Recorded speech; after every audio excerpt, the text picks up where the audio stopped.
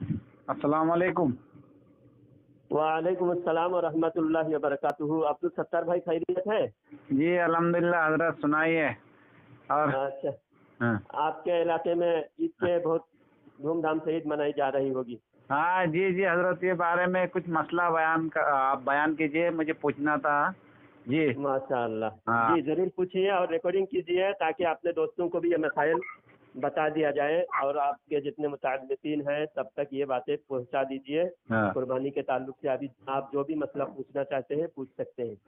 جی حضرت. ہاں تو میں پہلے یہ سوال کروں گا حضرت کہ جیسے کہ اپن قربانی میں جو حصہ لیتے، ٹھیک ہے نا، ہاں تو قربانی کے حصے میں اب اپن تو بریلوی ہے، اب اس میں ہاں سے دیوبندی حضرات بھی رہتے ہیں، تو اپن حصہ لیے تو وہ جائز ہے کیا اس میں؟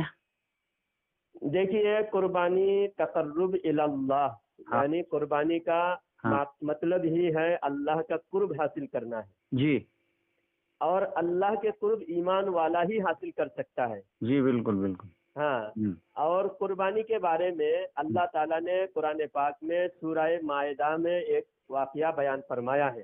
جی وَاتْلُ عَلَيْهِمْ نَبَأَ ابْنَيْ آدَمَ بِالْحَقِّ إِذْ قَرَّبَا قُرْبَانًا فَتُقُبِّلَ مِنْ أَحَدِهِمَا وَلَمْ يُتَقَبَّلْ مِنَ الْآخَرِ قَالَ لَأَقْتُلَنَّكَ قَالَ إِنَّمَا يَتَقَبَّلُ اللَّهُ مِنَ الْمُتَّقِينَ. جی یہ آیات ہے، سورہ مائدہ کی آیات ہے. اس کے اندر اللہ تعالیٰ ارشاد فرماتا ہے کہ اے میرے محبوب صلی اللہ علیہ وسلم، آپ اپنی امت کو آدم علیہ السلام کے 2 بیٹوں کی قربانی بیان کیجیے. جی تو آدم علیہ السلام کے 2 بیٹوں کا قربانی کا واقعہ کیا ہے؟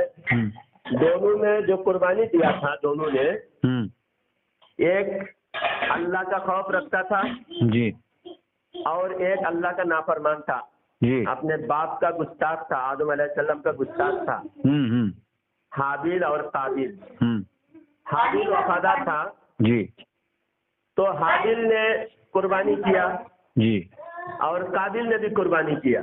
جی تو اللہ تعالیٰ قرآن میں فرماتا ہے کہ ایک کی قربانی قبول ہوئی اور دوسرے کی قربانی قبول نہیں ہوئی. کیوں قربانی قبول نہیں ہوئی؟ تو اللہ تعالیٰ اس آیات کے اندر فرماتا ہے انما یتقبل اللہ من المتقین. جی انما حسر کا مطلب ہے بہت زیادہ تاکید اور خاص، جس کے لیے بتایا جا رہا ہے اسی کے لیے خاص ہے. اچھا. یعنی اللہ تعالیٰ فرما رہا ہے کہ صرف تقوی والوں کا ہی قربانی قبول فرماتا ہے اللہ تعالیٰ. جی بے شک بے شک بے شک. تقوی اب جو ہے، تقوی جتنا ضروری ہے ایمان تو اس سے زیادہ ضروری ہے. بے شک بے شک. تقوی ایمان کے بعد ہی تو تقوی ہے. جی بالکل بالکل. اللہ تعالیٰ قرآن پاک میں جہاں جہاں فرمایا ہے ایمان کی فضیلت، تو وہاں پہلے ایمان کی بات آئی ہے، اس کے بعد تقوی کی بات آئی ہے. یا ایھا الذین آمنوا اتقوا اللہ، اے ایمان والو تقوی اختیار کرو. تو پہلا شرط ایمان والا ہونا. تو اب یہ بدعقیدہ وہابی، ان کے کفر روز روشن کی طرح عیاں ہے. اور اللہ تعالیٰ قرآن میں فرماتا ہے کہ تقوی والا بھی اگر نہ ہو اس کی بھی قربانی اللہ قبول نہیں فرماتا. اچھا، تقوی والا جو نہیں ہے اس کی بھی قربانی قبول نہیں فرماتا اللہ تعالیٰ. اچھا. لیکن علماء یہ فتویٰ نہیں دیتا کہ کوئی اگر سنت کا پابند نہیں، کوئی نماز کا پابند نہیں، یا پھر کوئی شریعت کا پابندی نہیں کرتا، اس کی قربانی قبول ہی نہیں ہوتی. ایسا فتویٰ علماء نہیں دیتے، کیونکہ اس کو دین کی طرف لانے کے لیے اس کو تھوڑی رعایت مسئلے مسائل میں اور اعمال میں تھوڑی رعایت کی گنجائش ہے، تھوڑی رعایت کی گنجائش ہے. تو علماء اس کی تعویل کرتے ہیں، لیکن عقیدے کے معاملہ میں تو تعویل کی گنجائش ہی نہیں ہے. جی جی. تو مثلا حضرت جیسے کہ یہ دیوبندی وہابی، ان کے ہاتھ کا جو یہ لوگ جو ذبیحہ کرتے ہیں، تو ان کا گوشت اپن کو اگر وہ دیے، جیسے کہ اپنے کو بھی وہ مسلمان سمجھ کے دیتے ہیں نا، تو کیا اپن کھا سکتے وہ گوشت؟ بالکل نہیں. وہابیوں کے ذبیحہ اعلیٰ حضرت فرماتے ہیں فتاوی رضویہ کے اندر کہ وہابیوں کا ذبیحہ مثل مردار ہے. اچھا. مردار کی مثال ہے، یعنی مرا ہوا جانور کھانا، جھٹکے کا کھانا کیسا ہے، ایسا ہی وہابیوں کا ذبیحہ کھانا. اچھا. تو اس سے ایک مسئلہ اور ذرا غور سے سنیے. تو یہ اہل کتاب کے مسئلے کے تعلق سے ہے، اور اکثر جو ہے بدعقیدہ خصوصی طور پر اہل حدیث والے اعتراض کرتے ہیں کہ عیسائی کا ذبیحہ اگر حلال ہے تو وہابی کا ذبیحہ حلال کیوں نہیں؟ حالانکہ اہل کتاب کا ذبیحہ اللہ تعالیٰ فرمائے جو اہل کتاب ہے ان کے ذبیحہ تم کھاؤ، اچھا کھا سکتے ہو. ہاں تو اب یہ مسئلے میں دھوکہ دیتے ہیں، کہتے دیکھو عیسائی کا ذبیحہ حلال ہے. جی جی حالانکہ ایسا نہیں ہے. ہاں عیسائی وہ عیسائی ہے جو عیسیٰ علیہ السلام کے شریعت کے پورا پابند ہو. اچھا ہاں اور عیسیٰ علیہ السلام کا دین کو بگاڑا نہ ہو. ہاں جیسا شریعت عیسیٰ علیہ السلام کا تھا ویسا ہی شریعت پر یہ عمل کر رہا ہو. اچھا اچھا ہاں ہاں یا موسیٰ علیہ السلام کے شریعت جیسا تھا ویسا ہی شریعت پر عمل کرنے والا ہو. ہاں اور اس کا عقیدہ بالکل توحید پرست عقیدہ ہو. عقیدہ کے اعتبار سے وہ صرف ایک اللہ کی عبادت کرتا ہو اور حضرت موسیٰ علیہ السلام کو اللہ کا نبی مانتا ہو، جی اللہ کا بیٹا نہیں مانتا. کیونکہ عیسائی لوگ عیسیٰ علیہ السلام کو اللہ کا بیٹا مانتا ہے، اور یہودی لوگ حضرت عزیر علیہ السلام کو اللہ کا بیٹا مانتا ہے. تو جو اللہ کا بیٹا مانتا ہے وہ اہل کتاب نہیں ہے. جو اللہ کو جو عیسیٰ علیہ السلام کو عزیر علیہ السلام کو اللہ کا بیٹا مانتا ہو اس کے ذبیحہ حلال نہیں ہے، کیونکہ وہ مشرک ہے. ہاں ہاں ہاں بالکل مشرک ہے. اہل کتاب اس کو کہتے ہیں جو عیسیٰ علیہ السلام یا موسیٰ علیہ السلام کی شریعت کا پابند ہو. جی جی صرف حضور صلی اللہ علیہ وسلم کو وہ آخری نبی نہیں مانتا. حضور صلی اللہ علیہ وسلم کی نبوت کا انکار کر رہا ہے. باقی اس کے عقیدہ میں کوئی خرابی نہیں ہے، دوسری کوئی چیز نہیں ہے. تو اس وجہ سے مسلمانوں سے اس کا ایک اختلاف ہے کہ وہ مسلمان نہیں ہے، اہل کتاب ہے. جی توحید اس کا برقرار ہے، موسیٰ علیہ السلام کے اوپر ایمان ہے اور دوسرے نبیوں پر ایمان ہے، تو وہ ہوتا ہے اہل کتاب. اب اس وقت جو عیسائی ہے یہ مشرک ہے، اہل کتاب نہیں ہے. جی جی کیونکہ یہ عیسیٰ علیہ السلام کو اللہ کا بیٹا مانتا ہے اور شریعت کے بھی پابند نہیں ہے عیسیٰ علیہ السلام کی شریعت، اور عیسیٰ علیہ السلام کی شریعت محفوظ بھی نہیں ہے. تو اس وجہ سے اس عیسائی کا ذبیحہ بھی حرام ہے. اللہ تعالیٰ نے جس عیسائی کے جس اہل کتاب کے بارے میں بتایا ہے وہ اہل کتاب کے بارے میں نے پورے تفصیل سے آپ کو بتایا اچھی طرح کہ وہ عیسیٰ علیہ السلام کو اللہ کا بیٹا نہیں مانتا ہوں. سمجھ گیا میں. ہاں ہاں بالکل بالکل. جو تو مطلب اس وجہ سے وہابی کا ذبیحہ مثل مردار ہے، مرا ہوا جانور کی طرح ہے، کیونکہ وہابی کافر ہے. کیوں کافر ہے؟ وہابیوں کی 3-4 عبارات بھی پیش کر دیتا ہوں تاکہ عوام کو اگر سنائیں گے عوام بولیں گے کیسے کافر ہے. اب خود آپ بتاؤ، آپ ہی بتاؤ، ہم نہیں بتائیں گے کافر ہے یا مومن ہے. جی وہابیوں کا عقیدہ براہین قاطعہ وہابیوں کے رشید احمد گنگوہی لکھتا ہے کہ شیطان کا علم نبی سے زیادہ ہے معاذ اللہ. شیطان کا علم نبی سے زیادہ ہے معاذ اللہ. تو یہ نبی کی گستاخی اور یہ شیطان کے علم کو مان رہا ہے، نبی کے علم کا انکار کر رہا ہے. تو یہ ان کی کفری عقیدہ ایک ہے. دوسرا ان کے کفری عقیدہ ہے تحذیر الناس میں قاسم نانوتوی لکھتا ہے کہ حضور صلی اللہ علیہ وسلم کے بعد کوئی نبی آ جائے پھر بھی خاتمیت میں کوئی فرق نہیں آئے گا. یعنی حضور صلی اللہ علیہ وسلم کے بعد بھی نبی آ سکتا ہے. معاذ اللہ استغفر اللہ. یہ قرآن کا خلاف ہے. قرآن میں اللہ تعالیٰ نے فرمایا وَلَٰكِنْ رَسُولَ اللَّهِ وَخَاتَمَ النَّبِيِّينَ کہ حضور صلی اللہ علیہ وسلم آخری نبی ہے. تو قرآن کی آیات کے خلاف ہے کہ اگر کوئی دوسرا نبی آ سکتا ہے تو حضور خاتم النبیین ہونا پھر حضور کے قطعی خاتم النبیین نہیں مان رہا ہے وہ. اور اس میں اس کتاب میں بہت ساری دیگر گستاخی بھی کی ہے کہ نبی سے بھی امتی آگے بڑھ سکتا ہے. ہاں جی جی. امتی ہی نبی سے بھی اعمال میں آگے بڑھ سکتا ہے. یعنی نبی جتنا نیک عمل کرنے والے ہیں امت اس سے بھی زیادہ نیک عمل کرنے والے ہو سکتے ہیں. تو یہ کفری عقیدہ کی وجہ سے یہ کافر ہے. اور اہل حدیث وکٹورین کافر کیوں ہے؟ یہ نبی کے علم غیب کا انکار کرتے ہیں. और नबी को कब्र में यानी मरकर मिट्टी में मिल गए मानते हैं। जी जी और माज़अल्लाह। अल्लाह ताला का जिस्म मानते हैं। माज़अल्लाह अस्तग़फिरुल्लाह। अल्लाह ताला के अर्श पर बैठा हुआ है मानता है, अल्लाह ताला की कैफियत मानता है। तो ये अहले हदीस काफिर है। कादियानी खत्म नबूवत का इनकार करता है, इस वजह से काफिर है। जी बिल्कुल। और शिया कुरान को नामुकम्मल मानते हैं, शिया लोग, इस वजह से काफिर है। जी तो बिल्कुल। ये पूरे 72 फिरके काफिर हैं, जहन्नमी हैं। इनके साथ में कोई भी अमल करेगा तो वो भी उनके साथ जहन्नम में जाएगा। अच्छा। क्योंकि अल्लाह ताला कुरान में फरमाता है, इन्नकुम इज़म मिस्लुहुम इन्नल्लाह जामिउल काफिरीन वल मुनाफिकीन फी जहन्नम जमीआ। जी। इन्नकुम इज़म मिस्लुहुम, अल्लाह ताला इनके बारे में, अल्लाह मुनाफिकीन के बारे में, काफिरों के बारे में अल्लाह फरमाता है, अगर तुम उनके साथ में रहोगे तो उनके जैसे ही हो जाओगे। जी जी। उनके जैसा ही तुमको, उनके साथ ही तुम्हारा हशर होगा, उनके साथ में तुमको जहन्नम में जाना पड़ेगा। जी। तो कोई भी अमल वहाबियों के साथ, शिया राफियों के साथ, बदअकीदा के साथ करना, उनके साथ जहन्नम में शरीक होना है। जी जी बिल्कुल। समझे मेरे भाई? जी समझ गया हजरत। अच्छा हजरत, ये जो इज्तिमाई दुआ करते हैं अपने सुन्नी हजरत ईद की नमाज के बाद, बकरीद की नमाज के बाद, तो अपने लोग करते, मतलब जोर से आवाज में भी दुआ करते है ना। अब ये वहाँ भी देवबंदी भी करते, अब ये करते तो अपने ऊपर क्यों उंगली उठाते, मतलब ये भी दुआ करते ना कि ये नहीं करते। नमाज यानी 5 वक्त नमाज में जब हम दुआ मांगते हैं, जोर से हमारे इमाम दुआ मांगते हैं, वहाँ के इमाम चुपचाप दुआ करके चले जाते हैं, हर आदमी अलग अलग दुआ मांगते हैं, या फिर चुपके से दुआ मांगते हैं। अच्छा हाँ है ना? हाँ ये कैसा है? अच्छा, तो इसके बाद दुआ ये लोग मांगते हैं। हाँ, इनके ईदगाह में भी देखा मैंने। अच्छा हाँ। ये लोग जोर से दुआ मांगते हैं। हाँ।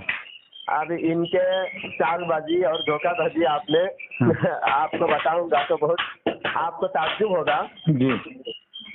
अशरफ अली थानवी को सवाल पूछा था कि ईदगाह में दुआ करना, ईद के नमाज के बाद दुआ करना जायज है? तो अशरफ अली थानवी ने जवाब दिया, हाँ जायज है। अच्छा जायज है। तो हाँ, फिर ये क्यों मना कर पूछा? हाँ, सवाल करने वाले ने पूछा कि कहीं कुरान में, हदीस में सहाबा किराम के अमल से कहीं साबित है अच्छा कि ईद के बाद दुआ मांगे हैं? हाँ। तो थानवी ने कहा कि अगर से सहाबा ने नहीं किया हो, सहाबा से साबित नहीं है, तो उसके बावजूद ये अमल जायज है, इसमें कोई हर्ज नहीं। देखिए बताइए, हाँ। मिलाद मनाते हैं तो ये हर देवबंदी पूछते हैं कि देखो सहाबा ने नहीं किया, तुम क्यों करते हो, तुम सहाबा से बड़े आशिक रसूल हो गए क्या? आप ये दुआ मांगने का इनका मकसद बताऊंगा तो आपको इतना ताज्जुब होगा, ये लोग कितने पेट के पुजारी हैं। हमको कहते हैं कि देखो ये सुन्नी लोग नियाज फातिहा ये पैसे के लिए इनके मौलवी ने शुरू किया है, हालांकि ये लोग पैसे के सबसे ज्यादा भूखे हैं। क्योंकि ईदगाह में अगर दुआ नहीं है, दुआ करने की जरूरत नहीं है बोलेंगे, सारे लोग इसके भाग जाएंगे जी। दुआ में शरीक ही नहीं रहेंगे तो दुआ के बाद जो इमाम साहब के लिए रुमाल फेरते हैं, फहराते हैं, इमाम साहब के लिए पैसा दो, इमाम साहब के लिए चंदा दो करके दुआ के इंतजार में लोग बैठे होते हैं जी। दुआ के इंतजार में लोग बैठे होते हैं, आवाम बैठे होते हैं ना। हाँ बराबर। अगर बोलेंगे भाई नमाज के बाद दुआ नहीं है, हाँ तो सब उठ के चले जाएंगे, सबको उठ के भी चले जाएंगे और लोग नाराज भी होंगे। क्योंकि इनके अकीदे से लोग इत्तेफाक नहीं रखते, इनको सिर्फ मुसलमान दाढ़ी टोपी देखकर लोग मुसलमान समझकर हमारे लोग ही इनके साथ में जाते हैं नमाज पढ़ने, इनके अक्सर। और इनके मस्जिद में, इनके ईदगाह में भी 80-90% लोग हमारे ही लोग होते हैं जी। बिल्कुल। उनको दुआ करना उनको अच्छा लगता है। इनके मौलवी को दुआ करना अच्छा नहीं लगता, लेकिन मजबूरी ये है, अगर दुआ की छूट दी जाएगी, दुआ नहीं करेंगे तो फिर नमाज सलाम फेरते ही लोग चले जाएंगे। फिर लोगों को ठहराना और लोगों से पैसा वसूलना तो क्या करना है। पैसा अगर वसूलना है हाँ तो दुआ तो करना फिर पड़ेगी। दुआ का इंतजार कराओ, बिल्कुल बिल्कुल। और उस दुआ और नमाज के दरमियान में रुमाल फिरा रहे, चंदा मांगने वाले सबों के बीच में घूम रहे और सब पैसा इकट्ठा हो रहा है। जी तो ये इमाम की कमाई के लिए देवबंदियों ने शरीयत को, अपने शरीयत का जनाजा निकाल दिया है। बताइए कितनी ताज्जुब की बात है देवबंदी काफिरों के।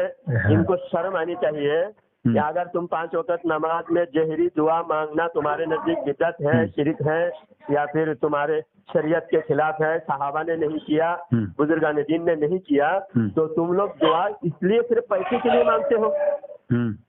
हाँ? कितनी ताज्जुब की बात है। तो इनके धोखेबाजी से हमारे अवाम को वाकिफ कराना बहुत अशद जरूरी है। जी जी हजरत जी।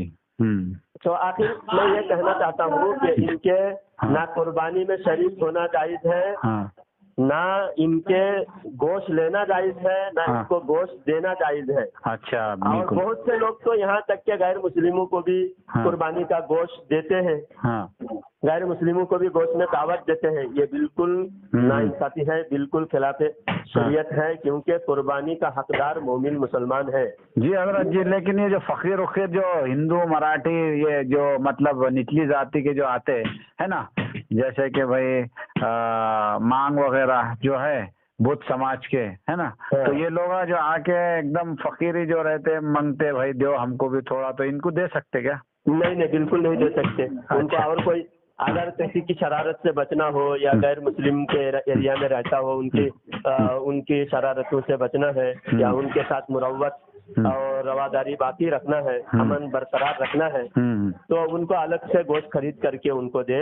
अच्छा अच्छा अच्छा। अगर वो देना, जिसको देना जरूरी महसूस हो, अगर नहीं देंगे तो वो समझेंगे देखो हमारे साथ भेदभाव कर रहा है, हमारे त्योहार में उनके त्योहार में हमको भी हम अच्छे ताल्लुकात जो रखना चाहते हैं। हाँ समझ गया। जैसा कोई नौकर है, सेठ से अच्छे ताल्लुकात रखने के लिए सेठ को बुलाते हैं, तो उनको अलग से गोश्त खरीद करके, जो कुर्बानी का गोश्त न हो, दुकान से खरीद करके उनके लिए कुर्बानी का गोश्त उनको बिल्कुल ना दे। ठीक है ठीक है। कुर्बानी का गोश्त का हकदार सिर्फ मोमिन है। अच्छा जी। और दूसरी बात, कोई अगर कुर्बानी के जानवर में 7 हिस्सा है, अगर कोई एक हिस्सा भी किसी बदअकीदा का हो, क्योंकि बदअकीदी की कोई इबादत कबूल नहीं होगी जी, और उस एक हिस्सा अगर कोई बदअकीदा गुमराह, वहाबी, देवबंदी, तबलीगी और शिया राफजी है, तो बाकी जितने सुन्नी है उसकी भी कुर्बानी कबूल नहीं होगी। और फिर कोई अगर सिर्फ गोश्त खाने की जिसकी नीयत हो, कुर्बानी की नीयत नहीं है, तो उसकी वजह से भी दूसरे की कुर्बानी कबूल नहीं होगी। सबकी नीयत कुर्बानी का होना चाहिए। जी जी। और कुर्बानी के जानवर का 7 हिस्सा में से किसी का हिस्सा भी एक हिस्सा से कम ना हो। अच्छा ठीक है, मगर उसमें देवबंदियों का, वहाबियों का हिस्सा नहीं होना चाहिए है ना? बिल्कुल, वहाबी का हिस्सा भी नहीं होना चाहिए, और वहाबी के हाथ के कुर्बानी भी नहीं करना चाहिए, और वहाबी को कुर्बानी का गोश्त भी देना नहीं चाहिए। और वहाबी अगर कुर्बानी का गोश्त दे रहा है तो उससे भी लेना नहीं चाहिए। जी जी हजरत जी, बहुत शुक्रिया जी। मैं एक मसला और बता रहा था। जी बताइए ना। मैं ये बताया, आप समझे नहीं वो मसला को। जैसा किसी का हिस्सा एक हिस्सा से कम ना हो। हाँ समझ गया ना मैं। हाँ मतलब 7 हिस्से होना, 7 जहाँ एक बैल के अंदर है ना? नहीं, 7 बैल होना, लेकिन एक आदमी का हिस्सा एक हिस्सा से कम ना हो। हाँ बराबर। हाँ समझ गया। कैसा बताइए? जैसे भाई एक बैल अगर खरीदे, ठीक है ना, अब उसमें 7 आदमी, तो हर एक को एक हिस्सा आना, ऐसे ही ना?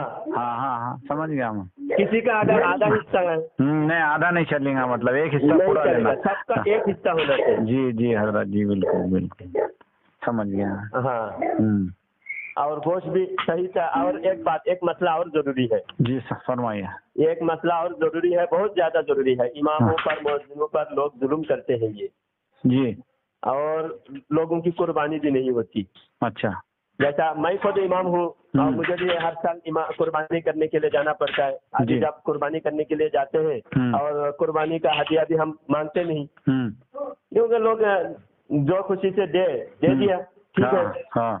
تو اگر کوئی قربانی کرنے والا قربان جانور کا حصہ امام صاحب کو 1-2 کلو گوشت دے رہا ہے کیونکہ امام صاحب نے قربانی کیا اس لیے امام صاحب کو 1-2 کلو گوشت دے دیا اور قصائی کو بھی 2-4 کلو گوشت دے دیا قصائی کو قربانی کرنے کے کاٹنے کے اجرت کے طور پر امام کو بھی ذبح کرنے قربانی کرنے کے اجرت کے طور پر 2 کلو گوشت دے دیا. اچھا تو پھر اجرت ہو گئی تو امام صاحب بھی حصے دار ہو گئے اور قصائی بھی حصے دار ہو گئے.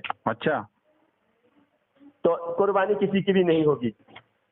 مطلب یہ ہے کہ 7 حصہ تو پہلے ہے. ہاں اس میں سے نہیں دینا چاہیے مطلب. ہاں امام صاحب کو تم نے حصہ دار بنائے امام صاحب کی محنت کا تم نے الگ سے دیے نہیں. ہاں مطلب ان کا الگ سے دینا چاہیے. دیے نہیں تو امام صاحب حصہ دار ہو گئے. اور قصائی کو تم نے الگ سے دیے نہیں قصائی بھی حصے دار ہو گئے.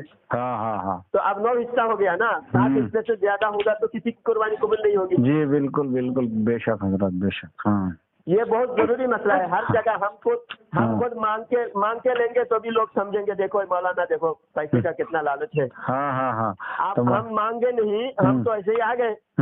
تو ہمارا جو حصہ ہے محنت تو کچھ بھی مانگیں گے نہیں. امام عالم دین مانگیں گے نہیں. کیوں آپ خدمت جب آپ گھر بلا رہے ہو قربانی کرنے کے لیے بلا رہے ہو آپ کچھ نہ کچھ خدمت کرو. عید کے دن ہے بالکل ایسا ہی خالی ہاتھ واپس بھیج رہے ہو. اور قربانی کے گوشت مولانا بھی کھائیں گے چلو قربانی فری میں کر دو. آپ بیچارے کپڑے پہن کے گئے عید کے دن نئے کپڑے پہن کے گئے اور قربانی کر کے خون سے لت پت کپڑا لے کے واپس آئے اور وہ کپڑا بھی ان کا خراب ہو. کتنے کپڑے ہم ہر سال کپڑا ریجیکٹ کر دیتے ہیں. جی ہاں بالکل. تو کم سے کم محنت کا دینا چاہیے. ہاں بالکل دینا چاہیے حضرت بالکل دینا چاہیے. تو جیسے کہ بھائی اب وہ آ رہے آپ کے گھر پہ قربانی کرنے تو ان کی جو اجرت ہے وہ تو ملنے ہونا نا. گوشت دے کے آپ خوش نہیں کر سکتے نا وہ تو قربانی کا ہے. گوشت تو فری میں دینا چاہیے. بالکل محنت کا بدلے سے گوشت یہی بات ہے. محنت کے بدلے میں اگر گوشت دیا جا رہا ہے تو وہ حصے دار ہو گئے پھر. سمجھے. حصے دار ہو گئے. تو ایسے اور کوئی ضروری مسئلے ہو بتائیے. ہاں ایک چیز اور. کچھ چیزیں حرام ہیں. جی جانوروں میں کچھ چیزیں جیسا بہتا ہوا خون. بہتا ہوا خون ہم نے کچرا میں دیکھا تو بہتا ہوا خون وہ کوئی برتن میں پکڑ لیتے. حضرت 1 منٹ میں آپ کو پھر رہا. ہاں ٹھیک ہے ہاں بولیے. بہتا ہوا جو خون ہے وہ بھی بعض لوگ نادان مسلمان وہ بھی کھاتے ہیں کتنا پیٹ میں. میں نے دیکھا میں نے لیتے ہوئے دیکھا کھاتے ہوئے بھی دیکھا. میں نے یہ خون لے کے کیا کرو گے تو بولے یہ خون جو ہے تیل میں بھون کے کھاتے ہیں خون کو بھی. تو یہ بھی ناجائز ہے حرام ہے. اچھا خون بہتا ہوا خون حرام ہے. اللہ تعالیٰ قرآن میں صاف فرمایا والدم ولحم الخنزیر. اچھا یعنی دم مطلب بہتا ہوا خون. اچھا ہاں خون حرام ہے. اور جو اس کے مرد یا عورت کی علامت ہے جانور کا جو ہے اس کے اعلی تناسل مرد یا عورت کی علامت. جی اور اس کی جو یہ رہتے ہیں نا کیا بولتے ہیں اس کا انڈ رہتے ہیں بولتے ہیں اس کو کیا بولتے ہیں. ہاں وہی بولتے ہیں انڈ بولتے ہیں نا. ہاں تو جو بیل ہے پہلے اس کے اس کا وہ بھی حرام ہے. اچھا اور حرام مغز ہے. حرام ہے حضرت تو. حرام ہے وہ. وہ حرام ہے. اور بکرے کے جو رہتے وہ بکرا کا ہو یا بیل کا ہو وہ حرام ہے. اچھا اور جو گوشت کہیں خراب ہو کے گدود بنا ہوا ہے. اچھا خون بن گیا مطلب گوشت خراب ہو کے اس کا جیسے ٹیومر جیسا گدود وہ بھی حرام ہے. اچھا اور جو چمڑے کے اوپر کی جو جھلی رہتی جھلی وہ اور پھر آنکھ جس کو وجڑی بولتے ہیں جی وہ مکروہ تحریمی ہے. اچھا ہاں تو چلیے حضرت بہت آپ تو سے ان جانکاری ساری ہوئی. چیزوں کو ہاں. یاد رکھنا اور قربانی کے ان ساری باتوں کا خیال رکھنا. ہاں. اور چھری جتنے، ایک بات اور جو بہت ضروری مسئلہ یاد آیا، جتنے لوگ جانور کو پکڑے، جتنے لوگوں نے پکڑا، جی سب کو اللہ اکبر کہنا، بسم اللہ اللہ اکبر سب کو کہنا ضروری ہے. جی جی جی بالکل بالکل. ہاں، جتنے لوگ ہیں سب کو کہنا ضروری ہے. مطلب جتنوں نے چھری پکڑے اتنوں نے. چھری پکڑے، جانور کو پکڑے، ہاں ہاں سب کو کہنا ضروری ہے. اچھا اللہ. اور اگر ہاں امام صاحب نے، ذبح کرنے والے نے منہ میں پان رکھ لیا جی اور قربانی کر رہا ہے، یہ گٹکا رکھ لیا منہ میں، تو پھر قربانی نہیں ہوگی. اچھا. ہاں ہاں کیونکہ یہ بہت سارے غفلت بہت سارے جگہ برتے ہیں. کسائی خانے میں تو بہت زیادہ غفلت کرتے جا رہے ہیں. مسلمانوں کے کھانے پینے کے ساتھ، حلال حرام کے ساتھ بہت زیادہ غفلت برتی جا رہی ہے. جی حضرت. ہاں، اس کا بہت زیادہ خیال رکھنا ہے. جی ہاں، یہ بات دھیان رکھنا. جی جتنے لوگ پکڑے سبھی لوگ بسم اللہ اللہ اکبر جب بولا جائے سب لوگ بولے. جی بالکل بالکل. چلیے حضرت آپ کے ذریعے بہت کچھ معلوم ہوا، بہت بہت شکریہ. جیسے دین کی اور قربانی کے بارے میں جو میں آپ سے سوال کیا اس کے بارے میں بڑی اچھی جانکاری آپ نے بھی ملی. بہت اچھے سوالات پوچھے اور اس کے علاوہ مجھے بھی جتنی معلومات تھی بتایا. جی جی. اور زیادہ میں اتنا بڑا عالم تو نہیں ہوں، اللہ تعالیٰ میرے علم میں بھی اضافہ فرمائے. ماشاء اللہ. اور ایک بات صرف سب سے زیادہ تاکید والی بات ہے، ہمارے سنیوں میں سب سے زیادہ صلح کلیت پھیلتے جا رہے ہیں. وہابیوں کے ساتھ خصوصی طور پر قربانی میں عید مبارکباد دینا اور ان کے ساتھ قربانی کرنا، ان کو گوشت دینا، ان کو مروت. نبی کے دشمن کو اگر تم نے دوست بنا لیا جی تو کس منہ سے اللہ کے رسول کی شفاعت حاصل کرو گے؟ جی بالکل بالکل. جنہوں نے نبی کے سامنے اتنی گستاخی کی ہے ان کو تم گوشت دے رہے ہو اور ان کو مبارکباد دے رہے ہو، گستاخی کی مبارکباد. ہاں، تو کسی وہابی کو عید کی مبارکباد بھی نہ دے. اچھا. اور وہابی لوگ اگر مبارکباد دے دے تو آپ ان کو کہے کہ عید مبارک کہنا تمہارے نزدیک بدعت ہے. جی بدعت ہے، عید مبارک بالکل نہیں کہہ سکتے. ہاں، مبارکباد نہ دے، عید مبارک کہنا بالکل بدعت ہے، وہابیوں کے نزدیک بدعت ہے. اس لیے کوئی وہابی ہمیں مبارکباد نہ دے. جی جی. اگر تم عید مبارکباد دینا ہے تو وہابیت سے پہلے توبہ کرو. جی جی ٹھیک ہے بھائی. جی بہت شکریہ حضرت آپ کا. جزاک اللہ جزاک اللہ. اللہ آپ کے علم میں اور اضافہ کرے. چلیے ٹھیک ہے. جزاک اللہ. چلیے السلام علیکم حضرت. وعلیکم السلام ورحمۃ اللہ وبرکاتہ. جی ٹھیک.